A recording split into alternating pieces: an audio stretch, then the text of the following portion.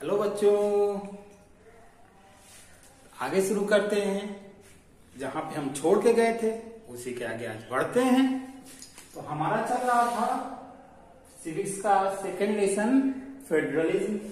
Federalism में आज हम पढ़ेंगे कि इंडिया में कैसे फेडरलिज्म की प्रैक्टिस की जाती है। How is federalism practised in India.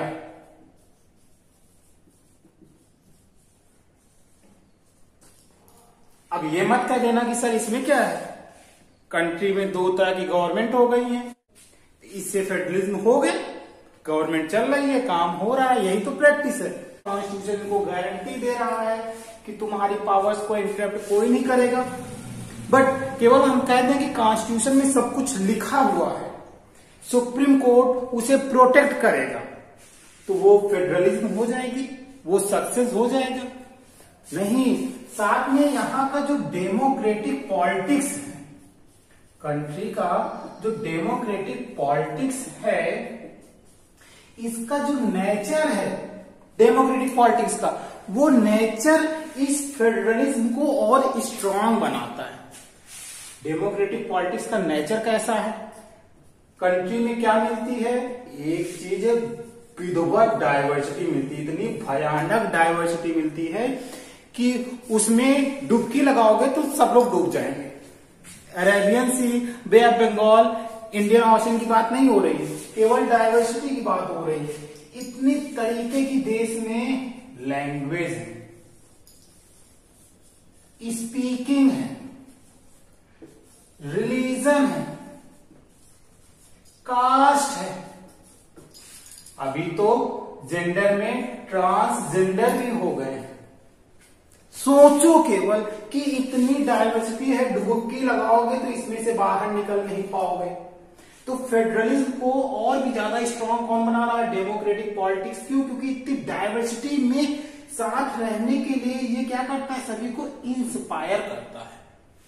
ये साथ रहने के सभी को उनके कॉमन आइडेंटिटीज के साथ, उनके कॉमन कल्चर के साथ, उनके कॉमन आइडियाज के साथ चलने को कहता है कि चलो साथ चलते हैं। क्यों? क्योंकि डेमोक्रेटिक पॉलिटिक्स, इंडिया का जो नेचर है डेमोक्रेटिक पॉलिटिक्स का, वो एक बहुत ही बेहतरीन है, जो पूरे वर्ल्ड में नहीं मिलता। लेकिन फिर भी इंडिया की डेमोक्रेटिक पॉलिटिक्स बहुत गंदी, because we are not accepted from here. Heart से एक्सेप्ट नहीं कर रहे हैं। जब हार्ट से एक्सेप्ट कर लेंगे तो उस दिन ये उससे भी ज्यादा खूबसूरत दिखेगा। आगे आते हैं। सबसे पहले हम बात करेंगे लिंग्विस्टिक स्टेट्स।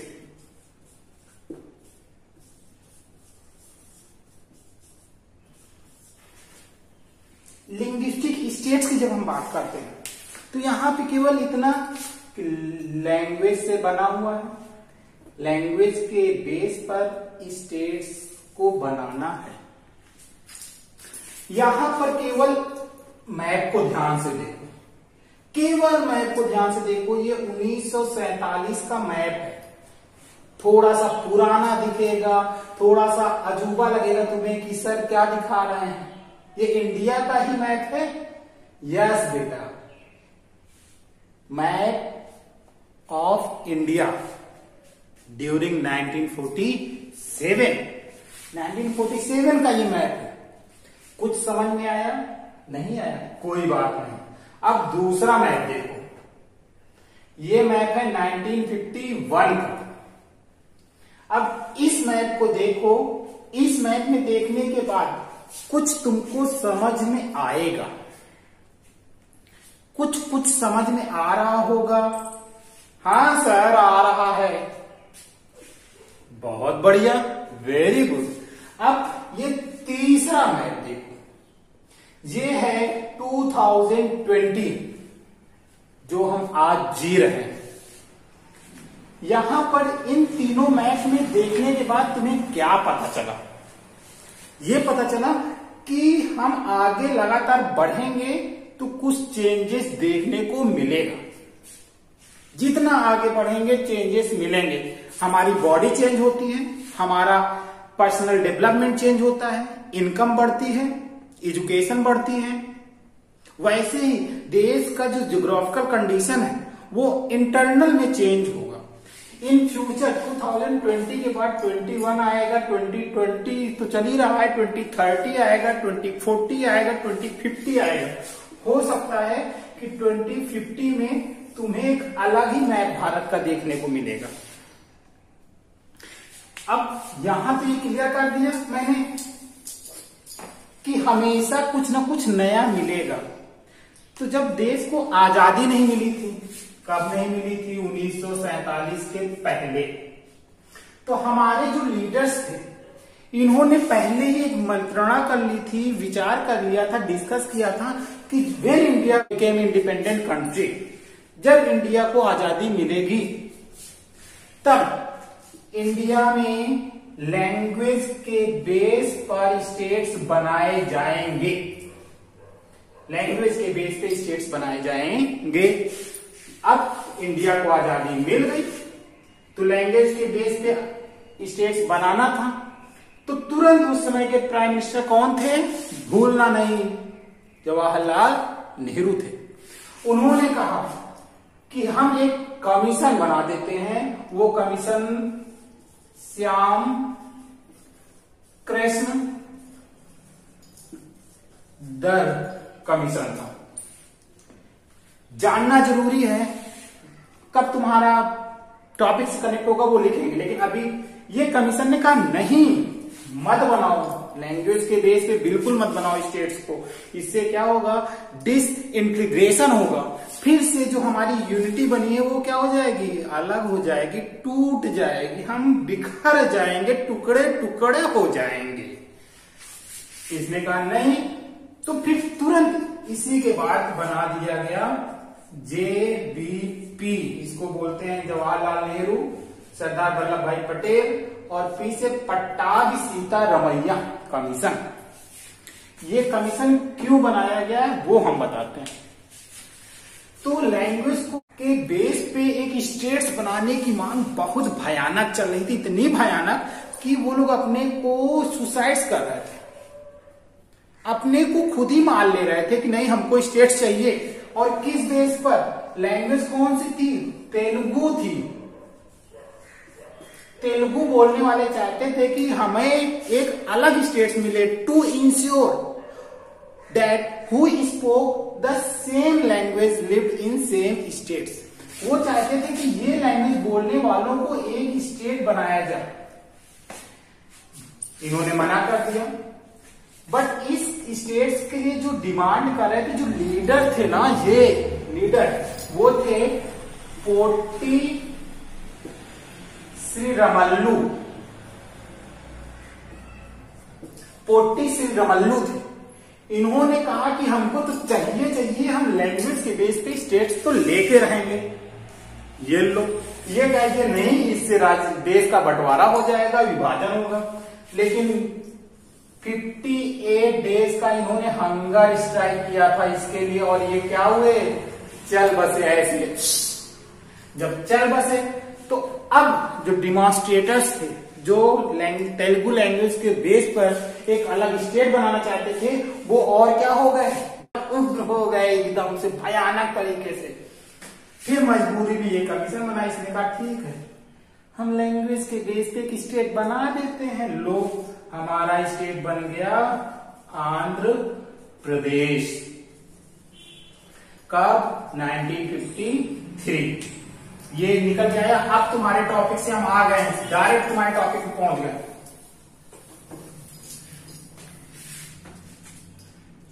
किस लिए? To ensure that who spoke same language lived in same states। बहुत बड़ा चैलेंज था ये कि लैंग्वेज के बिहाफ पर हमको एक स्टेट्स बनाना था, लेकिन प्रॉमिस किया गया था कि वो आजादी के पहले हाँ बनाया जाएगा। तो वो बनाए जाने की शुरुआत हो चुकी थी। क्यों? क्योंकि वो चाहते थे कि एक ही लैंग्वेज बोलने वाले एक जगह पे रहे, उनके लिए एक अलग स्टेट्स बन जाए।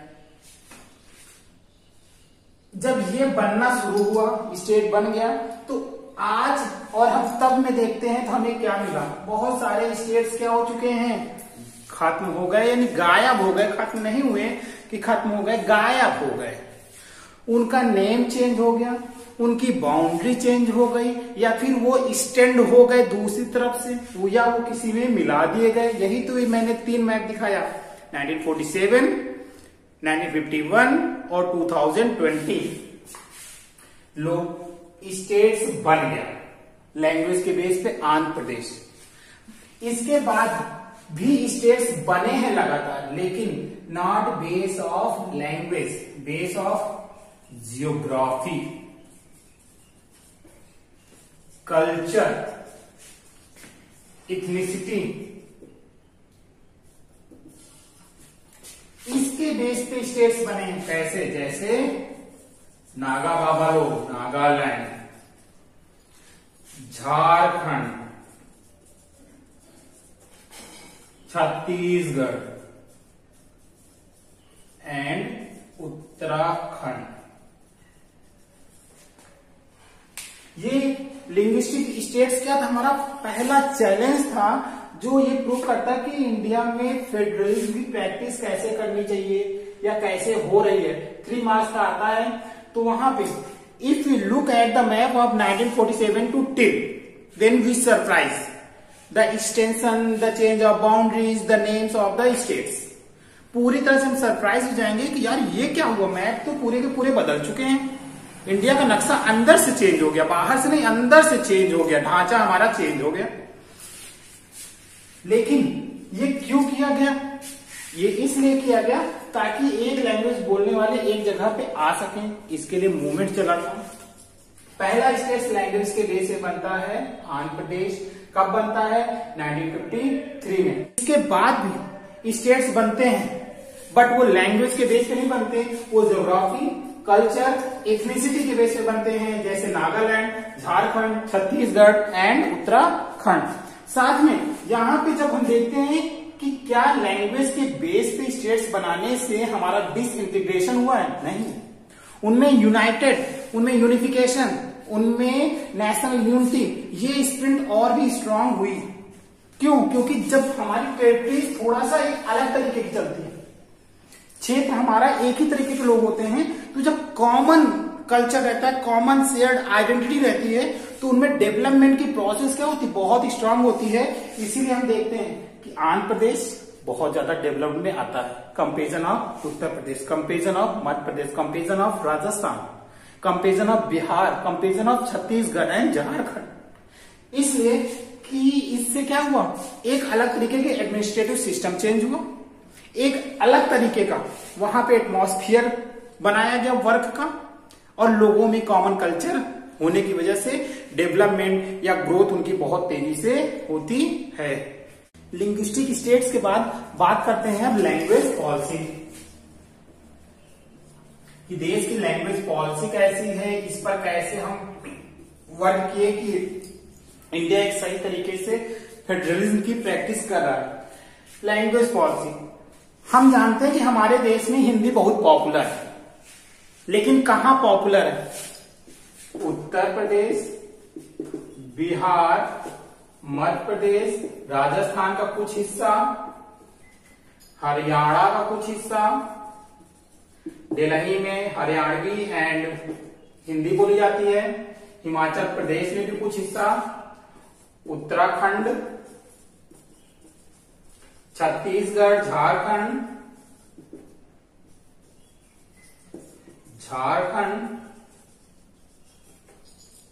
अब इन स्टेट्स को देखो, अभी बिहार भी रह गया, बिहार हो गया। इन स्टेट्स को देखो, यहां पे क्या बोलते हैं, बात बात पे हिंदी बोलते हैं। अब यूपी, बिहार, एमपी, राजस्थान, हरियाणा, दिल्ली, हिमाचल प्रदेश, उत्तराखंड, छत्तीसगढ़, झारखंड, इन स्टेट्स पे हिंदी बम्पर बोली जाती, बम्पर। बट इसके अलावा जो स्टेट्स है वहां पे क्या चलता है? उनकी एक अलग रीजनल लैंग्वेज चलती है। अब उस रीजनल लैंग्वेज के अगर प्लेस में हम केवल हिंदी ठोक दें उनके ऊपर, जबरदस्ती हिंदी ठोक दें और कहते नहीं तुमको हिंदी पढ़ना पड़ेगा, तो क्या होगा? जैसे तुम्हारे ऊपर ठोक दिया जाए चलो तुमको बंगाली पढ़ना पड़ेगा। अब बताओ कैसा लगा तुमको? मजा आई? नहीं आई ना?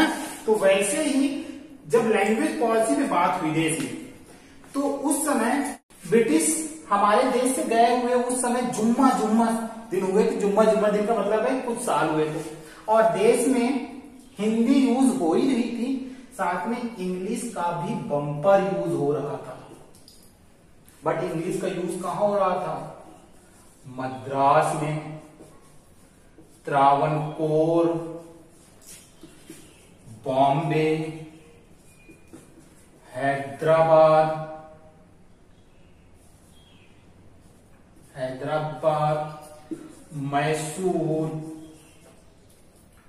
मैसूर के बाद उड़ीसा।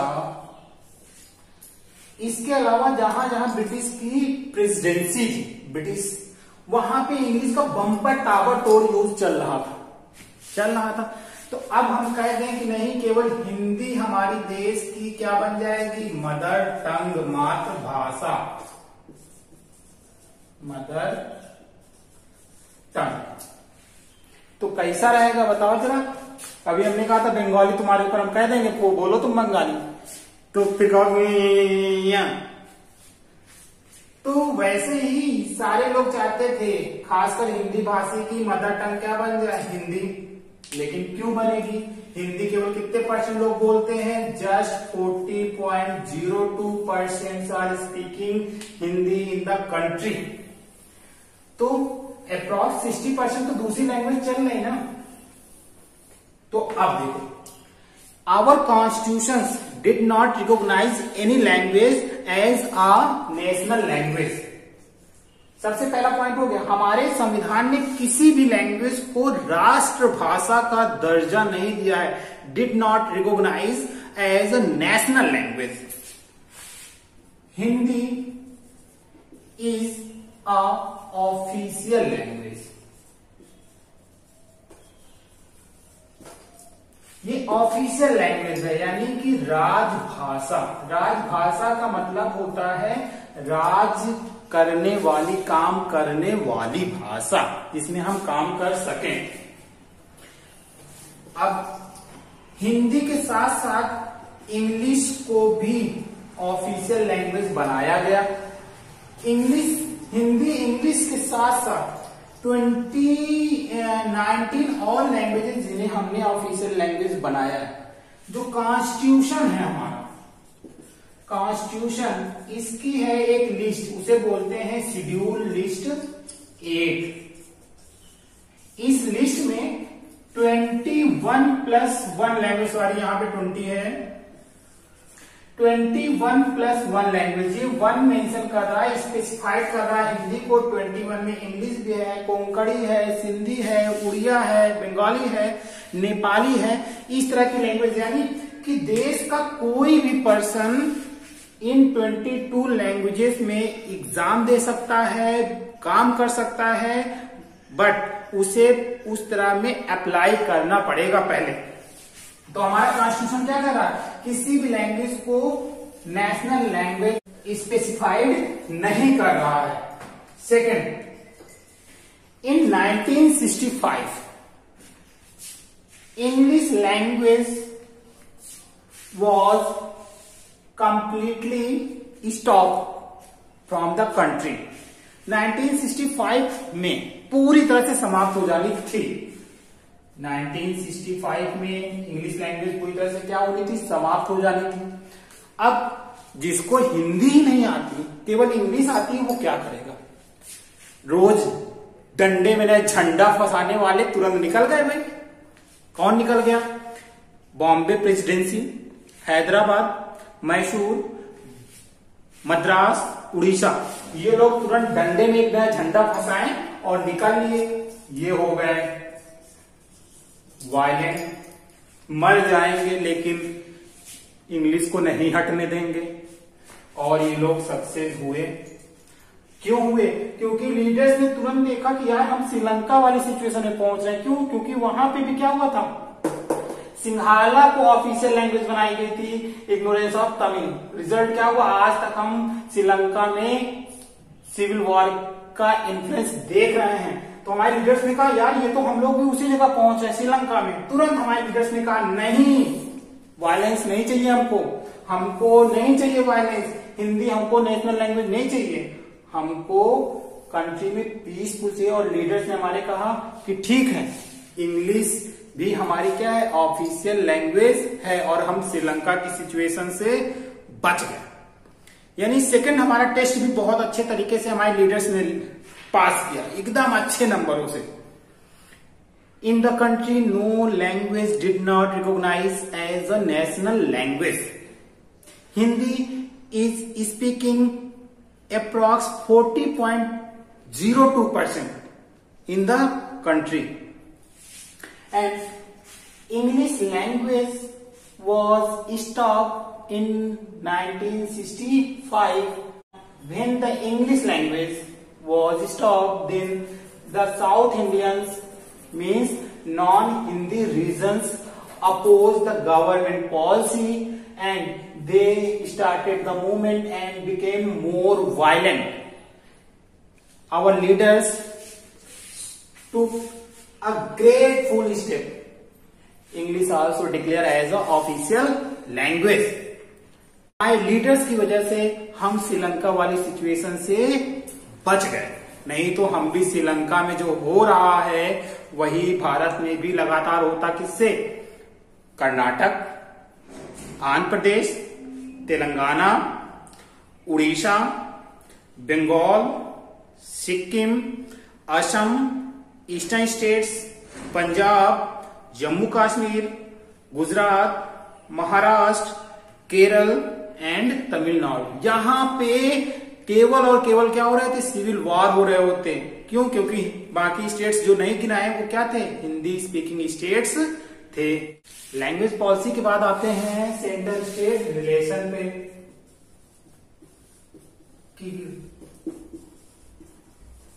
यहां पे हम ये देखेंगे कि जो सेंट्रल एंड स्टेट का रिलेशन वो कैसे है, क्योंकि इनका रिलेशन जो है वही हमारी फेडरलिज्म को और स्ट्रांग करेगा। अगर हमारा जो रूलर है, पीएम या सीएम, अगर इन दोनों में ऐसे नहीं रहेगा, तो ऐसे अगर रहेगा तो फिर देश तो हमारा ऐसे ऐसे ऐसे होगा, राज्य ऐसे ऐसे चलेगा। तो इसको समझने के लिए हम केवल इतना जाने कि restructuring of the relation between central and state government, central और स्टेट गवर्नमेंट के बीच में डिवीजन ऑफ पावर का क्या किया गया, रीस्ट्रक्चर किया गया। क्यों? 1947 देश आजादी, 1975 नेशनल इमरजेंसी, यहां पे इलेक्शन होते हैं, एक नई पार्टी की सरकार बनती है। तो यहां से ये जो टाइम है 1947 से 1975, only one party ruled on the country, एक ही पार्टी ने पूरे देश पर रूल किया। ये है सेंट्रल गवर्नमेंट पूरे देश की, एक लो, ये छोटी छोटी छोटी छोटी स्टेट गवर्नमेंट। यहां पर भी किसकी सरकारें हैं, एक ही पार्टी की। जब सेम पार्टी की सरकार है तो स्टेट गवर्नमेंट अपने पावर का यूज तो कर ही नहीं रही है। वो कब यूज करेगी, वो यूज करेगी तब जब बनेगी वहां दूसरी पार्टी की सरकार। 1975 में जैसे ही देश में दूसरी पार्टी की सरकार बनती है, तुरंत स्टेट गवर्नमेंट्स और सेंट्रल गवर्नमेंट में डिस्प्यूट्स होने लगते हैं। और इसीलिए फिर जैसे ही 1979 में री इलेक्शंस अगेन होते हैं, तो उस समय कुछ पार्टियों को छोटे छोटे स्टेट्स में सरकार बन चुकी थी दूसरी पार्टी की, यानी आईएनसी जो पार्टी थी वो कई स्टेट से हट चुकी थी और फिर से आईएनसी आ चुकी है सेंट्रल में। तो जैसे ही आईएनसी सेंट्रल में आई, उसने कहा अच्छा अपने मन के काम करने लगे, बताते हैं तुमको, गिरा के मारेंगे, लो, इन्होंने क्या किया, उन राज्य सरकारों को डिसमिस करना शुरू कर दिया। डिसमिस का मतलब सरकार गिरा देना, बर्खास्त कर देना, या फिर मनमाने तरीके से अपनी सरकार बना लेना, जो हम देख रहे हैं। ऐसा नहीं है कि नहीं है, ऐसा है आज भी। लोग डिसमिस कर दिए। अब जो डिसमिस हो गए वो रोते रोते कहां पहुंच गए, सुप्रीम कोर्ट। क्यों? कॉन्स्टिट्यूशन का फंडामेंटल प्रोविजन कहता है कि each government have their own jurisdictions, no government can interrupt to another government jurisdictions, and in case of disputes the Supreme Court acts as a forum or umpire। तो ये रोते हुए कहां पहुंच गए, सुप्रीम कोर्ट। सुप्रीम कोर्ट ने कहा रुको बेटा, हम एक कमीशन बनाते हैं। 1983 में एक कमीशन बनता है, उसको बोला जाता है सरकरिया कमीशन। लिख दे रहा हूं हिंदी में, सरकरिया कमीशन। और इस कमीशन को कहा गया कि तुम जाके स्टडी करो कि क्या कोई गवर्नमेंट डिसमिस कर सकती है, पावर है। इन्होंने क्या किया, विधिवत रीड किया, खूब अध्ययन किया, खूब पढ़ा और 1989 में रिपोर्ट सबमिट की।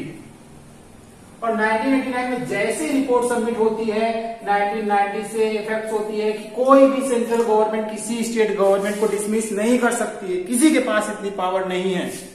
Because state government and central government both are elected by the citizens.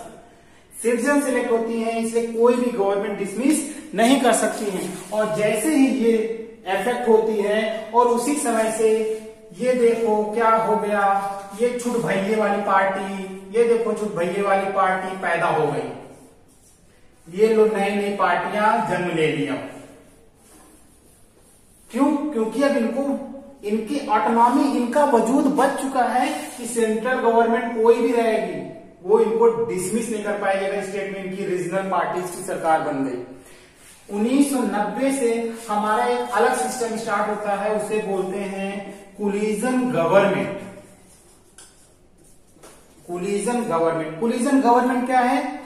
Before election और after election when more than two party make an alliance and form a government. Election के पहले या फिर election के बाद जब दो पार्टियां मिलकर सरकार बनाती हैं तो उसी को बोलते हैं कोलिजन गवर्नमेंट। ये कब होता है?